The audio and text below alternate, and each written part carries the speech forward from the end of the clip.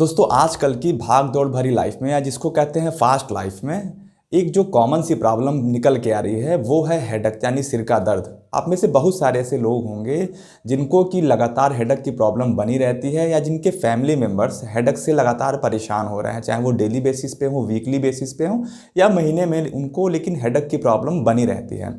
तो आज के एपिसोड में हम बात करेंगे कि हेडेक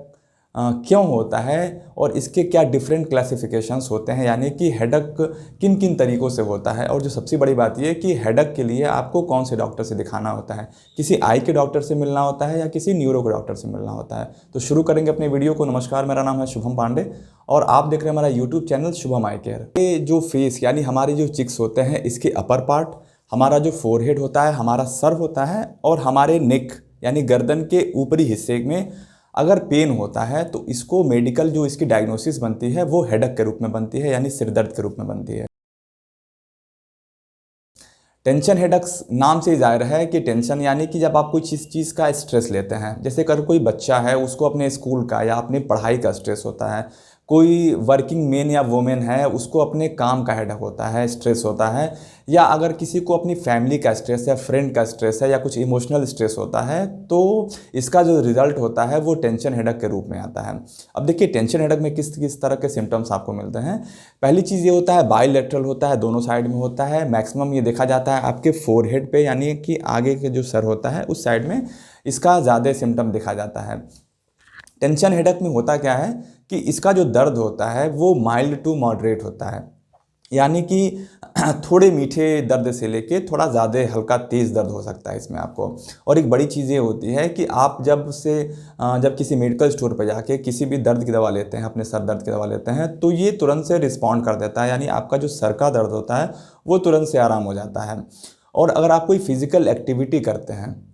यानी कि अगर कुछ आप सीढ़ी चढ़ रहे हैं या कुछ ऐसा अपना भारी सामान उठा रहे हैं, तो ये करने के बाद से टेंशन हेडेक बढ़ जाता है। माइग्रेन के हेडेक में जो पेन होता है वो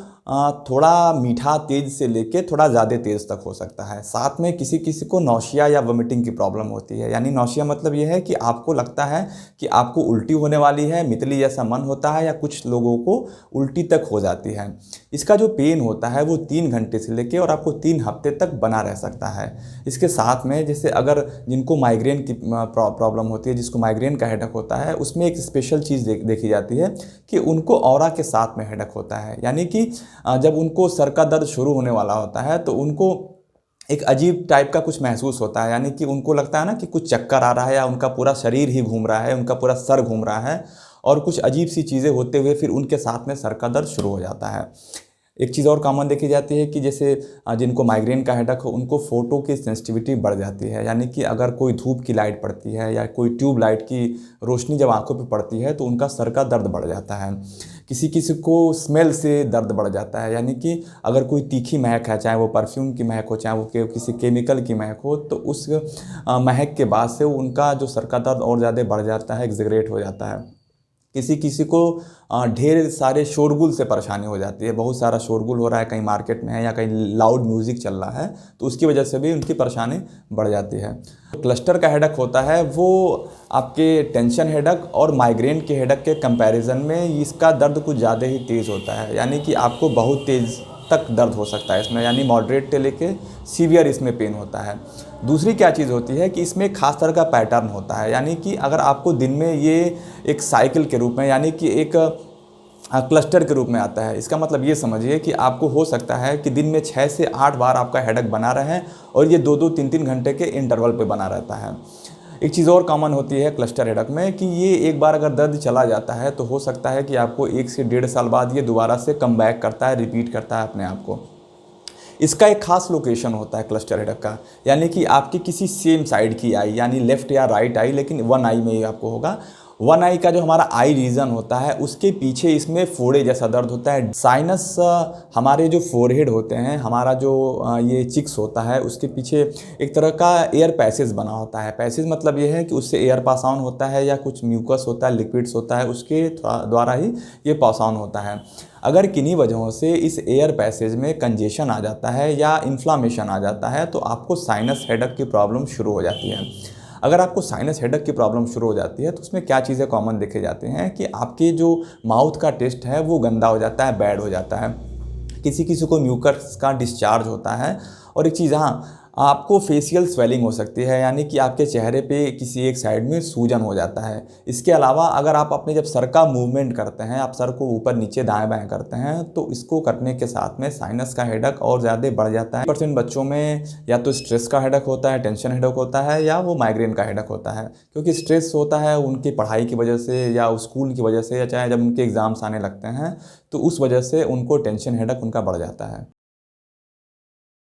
अगर आप अल्कोहल का यूज़ करते हैं, शराब का यूज़ करते हैं, तो आपकी परेशानी बढ़ सकती है। अगर आप स्मोकिंग करते हैं तो आपकी दिक्कत बढ़ जाती है। कभी कल आपकी जो ईटिंग या स्लीपिंग साइकिल्स, यानी आपके खाने के तरीक़ों या आपके सोने के तरीक़ों में जब चेंजेस आ जाते हैं तो आपकी परेशानी यानी हेडेक की परेशानी पहले से ज़्यादा बढ़ जाती है। कुछ सर्टेन टाइम ऑफ मेडिकेशंस होते हैं या कुछ ड्रग का ओवर यूज़ हो जाता है तो भी आपकी परेशानी बढ़ सकती है। वेदर चेंजेस होते हैं, यानी कि अगर सर्दी से गर्मी हो गई या तुरंत से बरसात हो जाता है तो इस वजह से भी आपके सर का परेशानी बढ़ सकती है।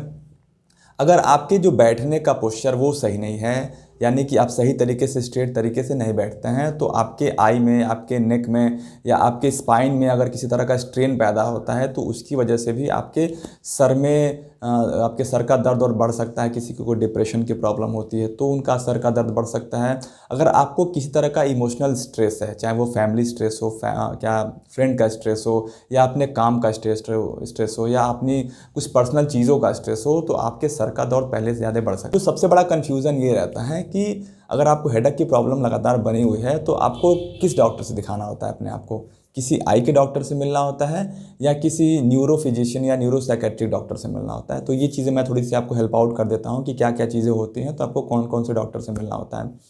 अगर आपकी रोशनी बिल्कुल से कम हो जाती है, या आपको डबल दिखाई देने लगता है, या आपकी आंखों के सामने कुछ ऐसा पर्दा हो जाता है, इसके साथ में अगर आपको हेडेक की परेशानी होती है तो आपको अपने आई डॉक्टर से मिलना चाहिए। अगर आप कोई क्लोज वर्क करते हैं, कुछ पढ़ते हैं, मोबाइल का यूज़ करते हैं, या डिस्टेंस कोई चीज़ देखते हैं, ध्यान से देखते हैं, उसके बाद आपके सर का दर्द शुरू होता है तो आपको अपने आई डॉक्टर से मिलना चाहिए। अगर आपके फेशियल पेन हो जाता है, यानी कि अगर आपके एक साइड में आपकी आँखों के रीजन के अगल बगल में आपको स्वेलिंग हो जाती है, आपकी आँखें बिल्कुल से रेड हो जाती हैं, आपकी आँखों के चारों तरफ बिल्कुल रेडनेस हो जाता है, बिल्कुल पफीनेस हो जाता है, सूज जाती है आपकी आँखें, इसके साथ में अगर आपको सर का दर्द शुरू होता है तो आपको अपने आई डॉक्टर से मिलना चाहिए। कोई हेडेक के साथ में कोई न्यूरोलॉजिकल डिसऑर्डर हो रहा है, यानी कि आपको बात करने में बिल्कुल दिक्कत हो रही है, आपको चलने में दिक्कत हो रही है, कोई मेंटल कन्फ्यूज़न बना हुआ है, किस तरह का पैरालिटिक अटैक हो जाता है,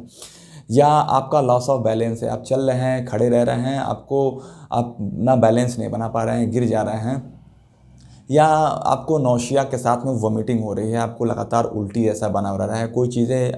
आपकी याददाश्त कम होती जा रही है, इसके साथ में हेडेक हो रहा है, या कुछ और भी आपको न्यूरोलॉजिकल डिसऑर्डर हो रहा है, इसके साथ में अगर आपको हेडेक की परेशानी बनी हुई है तो आपको किसी अच्छे न्यूरो साइकेट्रिक डॉक्टर या न्यूरो फिजिशियन या सर्जन से मिलना चाहिए। आशा करता हूँ कि आपको ये वीडियो काफ़ी पसंद आया होगा, और हेडेक को लेके आपके मन में जो सारे सवाल होंगे उन सारे सवालों के आपको इस वीडियो में जवाब मिल गए होंगे। इसके अलावा भी अगर आपके मन में कुछ सवाल हैं तो प्लीज़ मुझे कमेंट बॉक्स में कमेंट करके पूछ सकते हैं, मैं उसका आंसर देने की पूरी कोशिश करूँगा। इसके अलावा अगर आपके दिमाग में कुछ ऐसा टॉपिक है आई को लेके या सर को लेके कि जो मैंने अब तक नहीं बनाया है, तो प्लीज़ मुझे सजेस्ट करिए, मैं उसका वीडियो भी तैयार करूँगा। इसके साथ में कोरोना फिर दोबारा से पाँव पसार रहा है तो प्लीज़ मास्क का सबसे ज़्यादा यूज़ करिए, और एक तरह का सोशल डिस्टेंसिंग रखिए, अपने आप की अपनी इम्यूनिटी को स्ट्रॉन्ग करिए, कुछ वर्कआउट्स करते रहिए। साथ में फिर मिलेंगे नए वीडियो में, तब तक के लिए थैंक यू।